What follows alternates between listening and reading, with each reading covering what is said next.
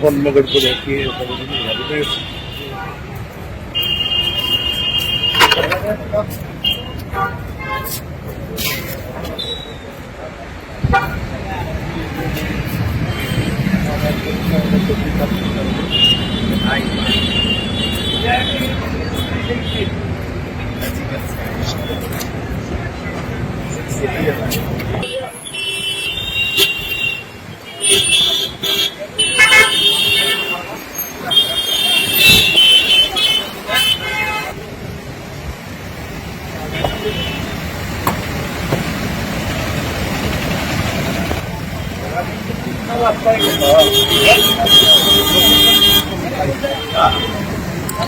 ये अब भी मेरे को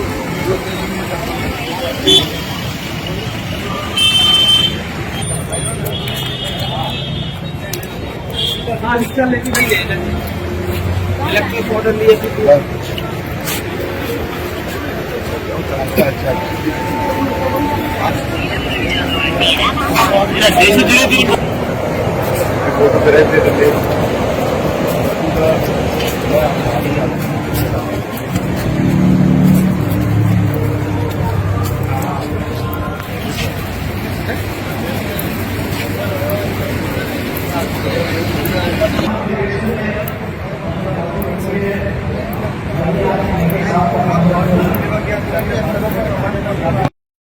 आज राहुल जी के नेतृत्व में गांधी जी शोध कार्य को आगे ले जाने के लिए हम लोग कोशिश कर रहे हैं, मगर इस देश का प्रधानमंत्री नरेंद्र मोदी जी ने गांठ से शोध कार्य को इस देश में फैलाने के लिए कोशिश कर रहा है।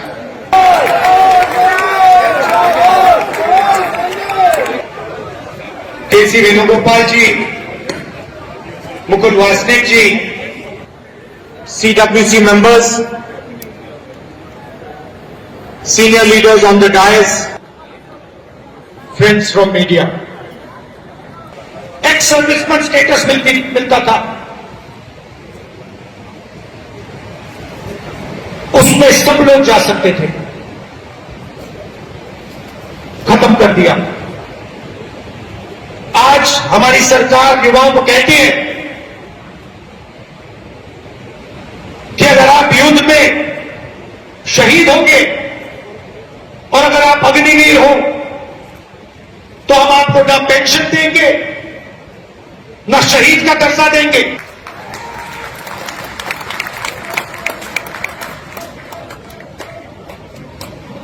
इसमें गांधी जी की, अंबेडकर जी की, पटेल जी की, बुद्ध भगवान की, नारायण गुरु जी की, गुरु नानक जी की, देश के हर कोने में जा करके मोहब्बत की बात कर रही है, प्यार की बात कर रही है। और इस जो कार्यक्रम का नाम है वो न्याय पथ है। न्याय पथ ऐसा न्याय का योद्धा जिसका नाम राहुल गांधी है, जो हम सब के लिए प्रेरणा का स्रोत है। मैं गुजरात में खड़ा हूं, जो महात्मा गांधी का गुजरात है, जो सरदार वल्लभ भाई पटेल का गुजरात है। तो मैं इस गुजरात में खड़ा होकर के अपने अतीत और अपने वर्तमान को मिलाता हूं, तो मैं ये महसूस करता हूं और फख्र से सोचता हूं कि मैं वो हूं, मैं कांग्रेस का अदना सा एक वो सिपाही हूं जिसकी जड़ें जाकर के महात्मा गांधी से मिलती हैं और जिसके कदम जाकर के राहुल लंबा चौड़ा भाषण करने के लिए नहीं खड़ा हूं। बस आपसे ये कहना चाहता हूं, ये तो न्याय का पथ है, हम सब इस न्याय के पथ पर चलने के लिए संकल्पित हैं। हमारा समर्पण इस न्याय के पथ के लिए है। हमारा जी बोल रहे थे, सचिन पायलट जी ने बोला, हमारी बहन कांग्रेस, यही तो है देश को समेटने और एकजुट करने का नाम कांग्रेस है। मुझे याद है कि जब कन्याकुमारी के साहिल पर खड़े होकर के, समंदर के साहिल पर खड़े होकर के हमारे नेता राहुल गांधी जी ने कहा था कि मैं 4000 किलोमीटर चलूंगा, एक नारा लगाऊंगा, नफरत छोड़ो भारत जोड़ो। हम सारे लोग उनके कंधे से कंधा मिला करके, उनके कदम से कदम मिला करके 4000 किलोमीटर चलते रहे। मैंने देखे हैं राहुल गांधी जी के पांव के छाले, मैंने देखा है उनका बहता बहता हुआ पसीना। लेकिन हम आपसे पूछना चाहते हैं और इस स्टेज पर मौजूद कांग्रेस पार्टी के अपने तमाम वरिष्ठ नेताओं से भी ये निवेदन करना चाहते हैं कि जिस पथ पर, जिस इंसाफ के रास्ते पर राहुल गांधी इस मुश्किल वक्त में निकले हैं, हम उस लड़ाई में किस तरह से, कितने जोश के साथ राहुल गांधी जी के साथ खड़े हैं, यही तय करेगा। राहुल जी ने कहा है कि अगला निशाना, अगली जीत, अगला राज्य जहां कांग्रेस पार्टी जीतेगी वो गुजरात होगा।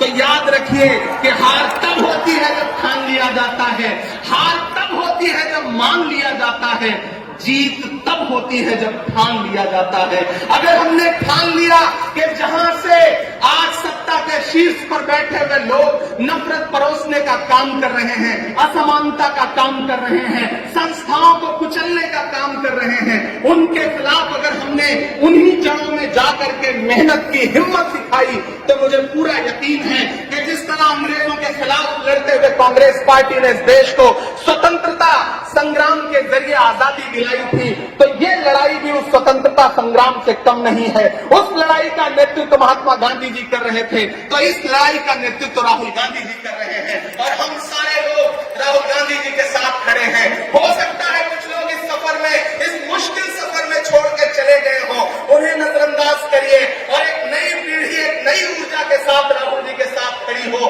मैं तो कहना चाहता हूं कि कांटे गुल के साथ नहीं चल सकते हैं, बुज़दिल खुल के साथ नहीं चल सकते हैं, रास्ते में जो छोड़ गया उसे जाने दो, सब राहुल के साथ नहीं चल सकते हैं।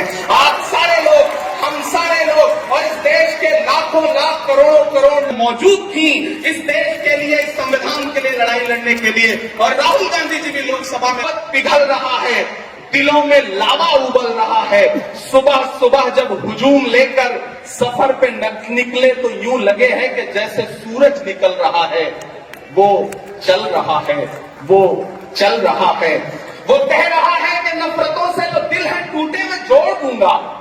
एक नारा नफरत छोड़ो भारत जोड़ो, एक नारा नफरत के बाजार में मोहब्बत की दुकान खोल ली है।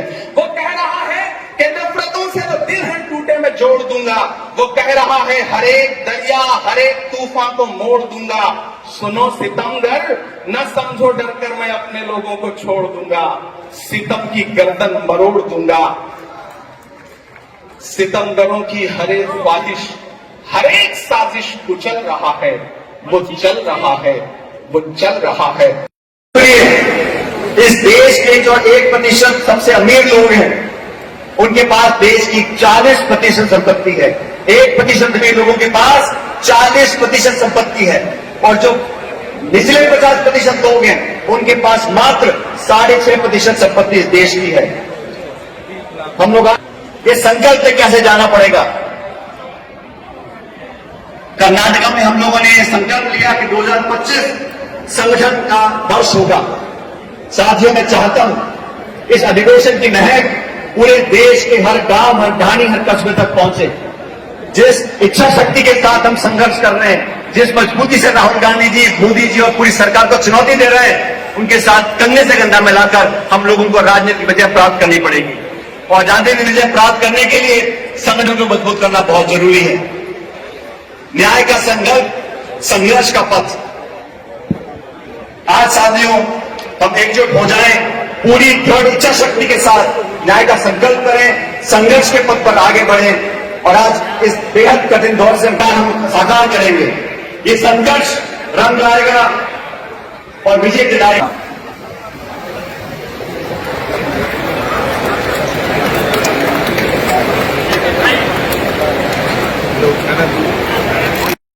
सत्य खबर, सत्य, सटीक, बेबाक।